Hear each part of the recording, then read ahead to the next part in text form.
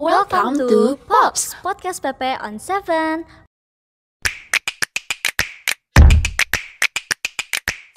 Halo semuanya, perkenalkan nama aku Keira dari kelas 11-2.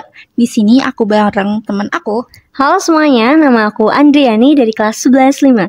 Dan di sini kita merupakan anggota bidang sosial komunikasi yang akan menemani kalian pada podcast kali ini. Nah, di sini kita juga ditemenin oleh narasumber kita, yaitu, boleh perkenalkan dirinya? Halo semuanya, aku Kalisa dari kelas 11-5. Nah, pada kesempatan kali ini kita bakal membahas yang baru banget kita lakuin kemarin. Apa tuh, Di? Jadi, pada episode Pops kali ini, kita bakalan bahas tentang BK atau belum kompeten. Topik sensitif nih. Buat teman-teman semuanya yang belum tahu, saat kita melakukan uji kompetensi atau yang sering dibilang UKOM, akan ada hasil yang keluar, yaitu kompeten dan belum kompeten. Nah, aku boleh nanya gak sih, Kal? Apa yang kamu rasain pertama kali ketika kamu dinyatakan belum kompeten? Boleh. Ya, aku rasakan pertama kali ketika aku dinyatakan belum kompeten adalah yang pastinya sedih. Karena siapa yang gak sedih coba kan mendapatkan dinyatakan belum kompeten. Lalu yang kedua, aku ngerasa kecewa terhadap diri aku, terhadap usaha-usaha yang aku lakukan. Karena aku udah belajar mati-matian dan aku juga udah beli beberapa peralatan buat menunjang UKOM. Kayak aku membeli alat-alat lab buat aku latihan di rumah buat praktik. Terus juga aku ngerasa malu karena aku menjadi minoritas di mana teman-teman aku yang lainnya pada kompeten, sedangkan aku sendiri belum kompeten, di mana aku merasa minder dan malu saat itu. Jadi itu yang aku rasakan saat dinyatakan belum kompeten. Menurut kamu, dengan kamu dinyatakan gak kompeten, apakah menjadi sebuah aib buat kamu? Aku rasa ini bukanlah suatu aib ya, karena pernyataan belum kompeten ini merupakan hasil dari usaha aku selama ini, di mana pernyataan ini juga bisa menjadi sebuah pengalaman buat aku mengevaluasi diri aku juga, di mana kedepannya aku jadi tahu apa yang harus aku evaluasi, mungkin dari cara belajar aku, dari cara aku menghafal dan lain-lainnya, di mana itu juga bisa membantu aku dalam menjalankan ujian-ujian praktik selanjutnya, di mana aku menjadi lebih siap karena aku sudah merasakan pahitnya, di mana aku udah berusaha tapi ternyata aku mendapatkan hasil yang tidak sesuai. Jadi aku bisa mengubah cara belajar aku yang menjadi lebih baik, supaya aku tidak terlalu mempush diri aku, tidak nyampe nggak tidur dan lain-lain itu. Jadi menurut aku ini bukanlah suatu aib, tapi ini merupakan suatu pengalaman yang bisa menjadi bahan evaluasi aku di masa depan.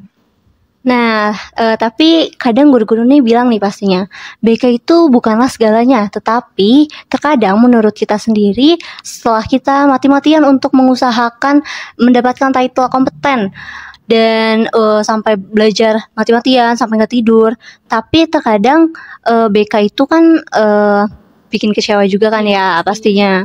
Nah, apa sih yang bikin kamu tuh akhirnya bangkit kembali dan merubah pikiran kalau misalnya BK itu bukanlah segalanya? Aku ngerasa kalau aku terus-terusan minder, terus-terusan malu dan kecewa atau sedih terhadap diri aku sendiri dan terhadap hal yang aku dapetin yaitu belum kompeten, aku bakal terus-terusan stuck di situ-situ aja, dimana perasaan sedih ini bakal ngubah juga cara aku, misalkan aku menjadi malas belajar dan lain-lainnya. Dan jika aku terus-terusan minder seperti ini, aku nggak akan bisa maju ke depan, aku nggak akan bisa ngelihat merubah masa depan aku, dimana aku bakal terus-terusan diem di rumah, malu, gak mau ngobrol sama orang. Tapi kalau aku terusan kayak gitu, pastinya itu bakal menjadi hal yang buruk kan. Dimana akhirnya aku bangkit, aku percaya diri aku bahwa itu bukanlah suatu hal yang segalanya, dimana dengan aku BK bukan berarti dunia aku berhenti di situ. Tapi masih banyak hal-hal yang bisa aku tingkatin, dari mungkin pelajaran teori aku, dari mungkin organisasi aku, dan hal-hal lain, dimana itu masih bisa membuat aku mempunyai value.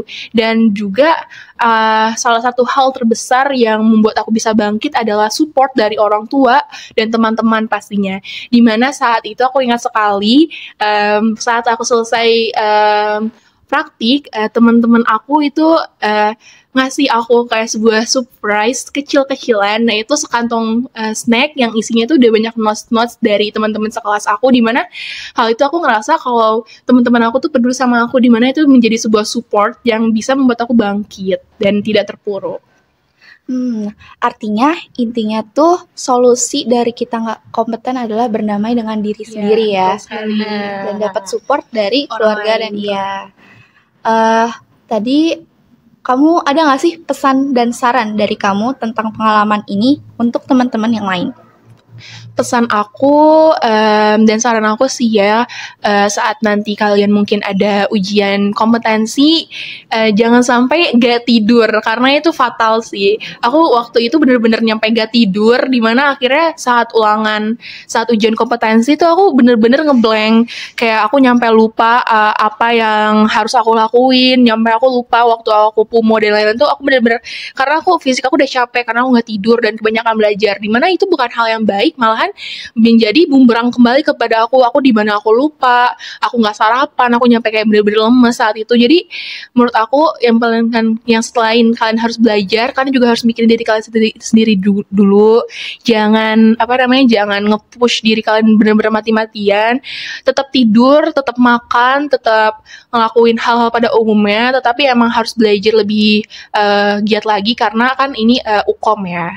Jadi pesan aku dan saran aku sih kayak gitu guys. Jadi jangan jangan belajar nyampe parah banget karena itu malahan menjadi bumerang kembali buat kita, malah hasilnya tuh gak yang terbaik. Bener banget, karena setiap orang juga punya limitnya masing-masing ya. Nah, tadi kan pesan dan saran untuk pengalaman kamu. Ada nggak pesan dari kamu tentang BK itu sendiri? Buat teman-teman, kalimat belum kompeten bukanlah akhir dari segalanya. Masih banyak hal yang bisa kalian tingkatkan selain dari mungkin ujian praktik. Mungkin kita mempunyai kemampuan masing-masing. Mungkin ada yang lebih condong di ujian praktik, ada yang lebih condong di ujian teori. Ya, kita bukan manusia yang harus sempurna di semua sisinya.